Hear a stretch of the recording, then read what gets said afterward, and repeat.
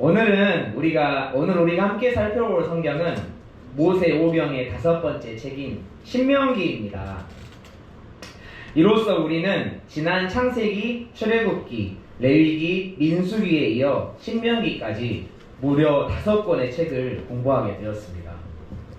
성경은 모두 몇 권의 책으로 구성되어 있죠? 66권. 네, 맞습니다. 66권인데요. 66권에서 5권을 빼면 61권이니까 아직도 우리는 우리의 성경 스터디는 갈 길이 멀다고 볼 수 있겠습니다. 네. 그런데 성경 스터디를 더 이상 하지 않아도 되는 방법이 한 가지 있습니다. 바로 사마리아인이 되는 것입니다. 사마리아인이라는 말 많이 들어보셨죠? 네. 사마리아인은 이스라엘이 북이스라엘과 남유다로 분열된 이후에 북이스라엘의 후손으로 여겨지는데 종교적으로는 유다 중심의 유대교와 갈라진 민족을 일컫습니다. 유대교와 밀접한 관련이 있기는 하지만 별개의 민족적, 종교적 공동체로 오랫동안 존재해온 소수 민족인데 오늘날에는 이스라엘과 팔레스타인 자치지역에 지금은 800명이 나뉘어 거주하고 있다고 합니다. 그런데 제가 왜 갑자기 사마리아인을 이야기하느냐? 바로 이들이 오늘날까지 성경 66권에서 모세오경만을 성경으로 인정하고 있습니다. 유대인들은 신약 성경은 믿지 않지만 구약 성경 전체를 믿는데 사마리아인들은 구약 성경 중에서도 모세오경만을 믿는다고 합니다.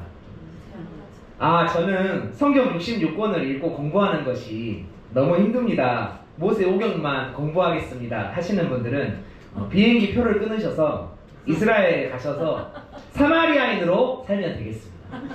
그런데 이곳에 모인 우리는 절대 그런 생각을 하면 안 됩니다. 우리는 모세오경만 믿는 사마리아인이 아니라 성경 66권의 모든 책을 하나님의 말씀으로 믿고 신약 성경이 증거하는 예수님을 우리의 구세주로 믿는 그리스도인인 줄 믿습니다. 아멘 하셔야 됩니다, 여러분. 네. 자, 이제 신명기를 살펴보겠습니다. 신명기를 한 문장으로 요약하면 하나님을 사랑하라는 모세의 위대한 고별 메시지가 바로 신명기입니다. 신명기라는 책은 되풀이 신자를 써서 하나님의 계명을 되풀이해서 자세히 기록한 책이라는 뜻을 담고 있습니다. 두 번째, 법이라는 뜻도 갖고 있는데 이는 출애굽기 19장에서 24장에 기록된 시내산 율법을 여러 방식으로 반복한다는 점을 강조합니다. 우리 신명기의 개요를 영상을 통해서 간략하게 살펴보고 이어서 스터디를 진행하겠습니다. 신명기는 우리가 지난주에 살펴본 민수기의 끝부분이라고 보면 좋습니다. 모세가 죽기 전 한 달 전부터 그가 죽은 후 한 달간 애곡한 것을 포함하면 신명기는 2개월 동안의 일입니다. 신명기는 가나안 땅에 들어가려면 어떤 준비가 필요하며 앞으로 어떻게 행할 것인가에 관한 내용이 가득 들어있습니다. 그래서 신명기에는 출애굽기와 레위기, 민수기의 내용이 상당 부분 반복됩니다. 이스라엘 백성을 애굽으로부터 해방시키고 광야 40년의 인생길을 걸어온 모세는 120세가 되어서 임종하기 직전에 꿈에도 그리던 가나안 땅을 바라보게 되었습니다. 그러나 모세는 40년 광야 생활 중에 자신의 불순종으로 인해서 가나안 땅에 들어가지 못하리라는 하나님의 계시를 받았는데요. 어떤 불순종이었죠? 남이지사님 잘 알고 계십니다. 하나님께서 반석에게 명하여서 물을 내라고 하셨는데 모세가 지팡이로 돌을 직접 치고 말았습니다. 이게 작은 불순종 같지만 이스라엘 백성들을 대표하는 모세는 영적 지도자였기 때문에 하나님께서는 모세에게 가나안 땅을 살아서 보지 못할 것이라고 말씀을 하십니다.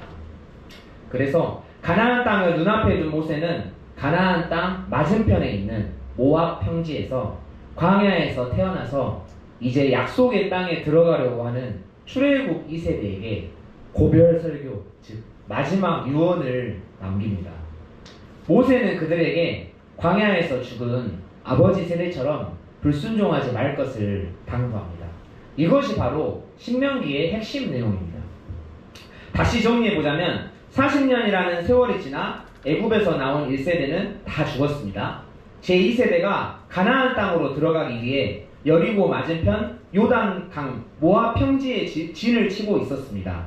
모세는 이 세대에게 가나안 땅이라는 새로운 환경에서 광야 세대가 범했던 실수를 반복하지 않고 하나님의 명령과 규례를 잘 지켜서 복을 누리며 살 수 있도록 율법 전반에 걸쳐 설명을 하는데 이게 신명기의 주된 내용입니다. 그렇기 때문에 신명기는 출애굽 2세대로 하여금 과거 이스라엘의 역사, 특히 출애굽의 역사와 그 가운데 드러난 하나님의 은혜를 기억하게 합니다. 그리고 그들이 새로운 환경에서 율법을 잘 적용하도록 도와줍니다. 순종에 따른 축복과 불순종에 따른 저주를 강조하므로 우상을 멀리하고 하나님만 섬기고 경외하며 하나님과 맺은 언약에 순종하도록 호소를 합니다. 우리 함께 신명기 10장 12절 13절 말씀을 보겠습니다. 제가 가지고 있는 개역 개정판의 책으로는 278페이지입니다. 찾으셨을까요? 신명기 10장 12절에서 13절 말씀입니다. 우리 함께 읽겠습니다. 시작. 이스라엘아, 내 하나님 여호와께서 내게 요구하시는 것이 무엇이냐? 곧 내 하나님 여호와를 경외하여 그의 모든 도를 행하고 그를 사랑하며 마음을 다하고 뜻을 다하여 내 하나님 여호와를 섬기고 내가 오늘 내 행복을 위하여 내게 명하는 여호와의 명령과 규례를 지킬 것이 아니냐. 아멘. 모세는 이스라엘아, 내 하나님 여호와께서 내게 요구하시는 것이 무엇이냐라고 물으며 다음과 같은 네 가지 답을 줍니다. 첫째, 내 하나님 여호와를 경외하라. 둘째, 그의 모든 도를 행하고 그를 사랑하라. 셋째, 마음을 다하고 뜻을 다하여 여호와를 섬기라. 넷째, 내 행복을 위하여 준 명령과 규례를 지키라. 이렇게 모세가 이스라엘 백성에게 준 네 가지 영적 원리가 신명기의 핵심입니다.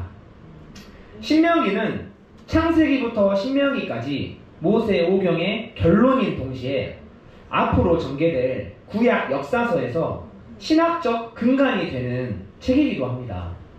또한 신구약에서 가장 많이 인용된 책에 속하기도 하는데요. 구약에서만 몇 번 인용되었을까요? 무려 350번 인용이 되었습니다. 그렇다면 신약 성경에서는 몇 번 인용이 되었을까요? 190번입니다. 그래서 신학자들은 신명기를 구약 신학의 중심으로 보았으며 가장 신학적인 책이라고 평가하기도 했습니다. 또한 신명기는 성경 책들 중에서 구약과 신약 모두에 가장 크게 영향을 끼치는 책입니다. 여호수아에서 열왕기에 이르는 연속적인 이스라엘의 역사가 주로 신명기의 관점에서 서술되었으므로 이 부분의 역사를 신명기적 역사라고 부르기도 합니다. 신명기를 읽다 보면은 처음부터 끝까지 이 책을 이끄는 요인이 있음을 발견할 수 있습니다. 그게 무엇일까요? 그것은 절대적인 유일신 신앙입니다. 신명기에서 이 신앙은 하나님께서 이스라엘에게 절대적인 순종을 요구하는 깊은 관심과 결부가 되어 있는데 우리 신명기 6장 4절 5절의 말씀을 보겠습니다. 찾으셨나요? 6장 4절에서 5절 말씀입니다. 함께 읽겠습니다. 시작. 이스라엘아 들으라. 우리 하나님 여호와는 오직 유일한 여호와이시니 너는 마음을 다하고 뜻을 다하고 힘을 다하여 내 하나님 여호와를 사랑하라. 아멘. 아까 개요의 영상에도 나왔는데 쉐마라는 말 들어보셨죠? 히브리어로 쉐마라는 말이 들으라라는 말씀입니다. 그래서 이스라엘아 들으라라는 뜻을 히브리어로 쉐마 이스라엘이라고 하는데 이는 유대교에서 매우 중요한 기도문이자 신앙 고백이라고 합니다. 지금도 유대인들은 신명기 4장 6장 4절에서 9절까지의 본문으로 구성된 기도문을 하루에도 2번 아침과 저녁에 외우면서 하나님의 계명을 기억하고 있다고 합니다. 그래서 제가 이스라엘을 다녀왔습니다. 우리 유대인들이 기도하는 영상을 짧게 한번 보겠습니다. 진짜 다녀오신 게 아니고. 영상으로 다녀왔습니다. 저렇게 목을 이 새 모이 먹는 것처럼 목 디스크가 오지 않을까. 그런데 정말 열심히 기도를 하고 있습니다. 예수님도 광야에서 마귀의 3번의 유혹을 모두 신명기 말씀을 인용함으로써 물리치셨습니다. 우리 한번 마태복음으로 이동해 보겠습니다. 마태복음 4장을 보겠습니다. 마태복음 4장입니다. 4장 3절을 제가 읽겠습니다. 시험하는 자가 예수께 나와서 이르되 내가 만일 하나님의 아들이거든 명하여 이 돌들로 떡덩이가 되게 하라. 4절 우리 함께 읽겠습니다. 예수께서 대답하여 이르시되 기록되었을 때 사람이 떡으로만 살 것이 아니요 하나님의 입으로부터 나오는 모든 말씀으로 살 것이라 하였느니라 하시니. 마귀에 대응하는 예수님의 이 4절 말씀은 신명기 8장 3절의 말씀을 인용하신 것입니다. 다음으로 4장 5절에서 6절 말씀입니다. 제가 읽겠습니다. 이에 마귀가 예수를 거룩한 성으로 데려다가 성전 꼭대기에 세우고 이르되 내가 만일 하나님의 아들이거든 뛰어내리라 기록되었을 때 그가 너를 위하여 그의 사자들을 명하시리니 그들이 손으로 너를 받들어 발이 돌에 부딪히지 않게 하리로다 하였느니라. 우리 7절 예수님의 말씀을 함께 읽겠습니다. 시작. 예수께서 이르시되 또 기록되었을 때 주 너의 하나님을 시험하지 말라 하였느니라 하시니. 아멘. 예수님의 이 7절 말씀은 신명기 6장 16절을 인용한 것입니다. 신명기 6장 16절에 이렇게 기록되어 있습니다. 너희가 마사에서 시험한 것 같이 너희의 하나님 여호와를 시험하지 말고. 예수님이 마귀에게 받으신 3번째 시험 4장 8절 9절을 제가 읽겠습니다. 마귀가 또 그를 데리고 지극히 높은 산으로 가서 천하 만국과 그 영광을 보여 이르되 만일 내게 엎드려 경배하면 이 모든 것을 내게 주리라. 10절 우리 함께 읽겠습니다. 이에 예수께서 말씀하시되 사탄아 물러가라 기록되었을 때 주 너의 하나님께 경배하고 다만 그를 섬기라 하였느니라. 예수님의 10절 말씀은 신명기 6장 13절 말씀을 인용한 것입니다. 의심이 많은 분들이 계실 수도 있기 때문에 이 구절은 우리가 직접 확인해 보면 좋을 것 같습니다. 신명기로 다시 돌아가서 6장 13절을 보겠습니다. 되셨을까요? 네. 6장 13절입니다. 우리 함께 읽겠습니다. 시작. 내 하나님 여호와를 경외하며 그를 섬기며 그의 이름으로 맹세할 것이니라. 아멘. 확인하셨죠? 네. 이와 같이 광야에서 예수님은 오직 신명기 말씀을 통해 마귀의 유혹과 미혹을 물리쳐내셨습니다. 오늘날 예수님의 제자로 살아가는 우리에게도 신명기에 기록되어진 이 모든 말씀이 우리가 이 말씀을 붙들고 선포할 때 힘과 능력으로 나타날 줄을 믿습니다. 신명기의 구성을 조금 더 자세히 살펴보면 1장 1절에서 4절까지는 모세가 설교하게 된 배경을 이야기합니다.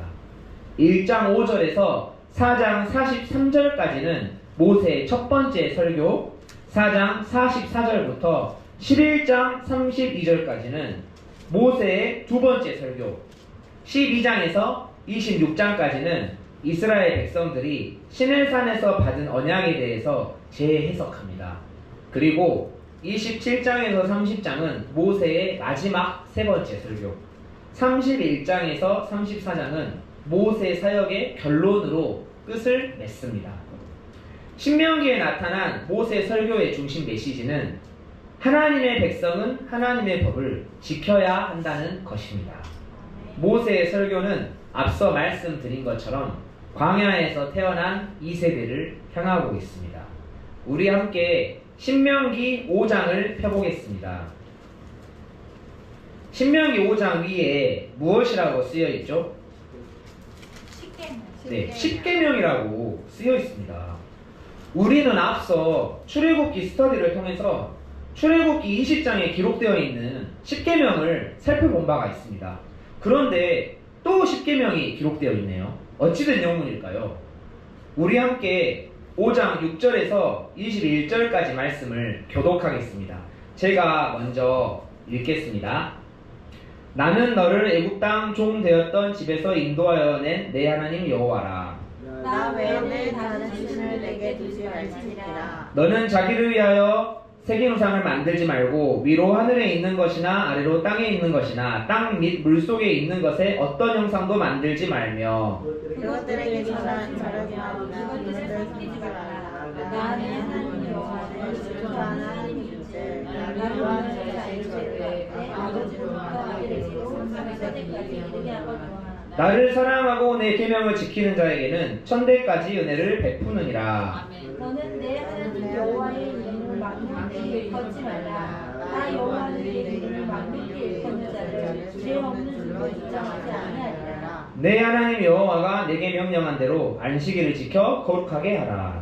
엿새스는 힘써 내 모든 일을 행할 것이나. 일곱째 날은 내 하나님 여호와의 안식일인즉 너나 내 아들이나 내 딸이나 내 남종이나 내 여종이나 내 소나 내 낙이나 내 모든 가축이나 내 문 안에 유하는 객이라도 아무 일도 하지 못하게 하고 내 남종이나 내 여종에게 너같이 안식하게 할지니라.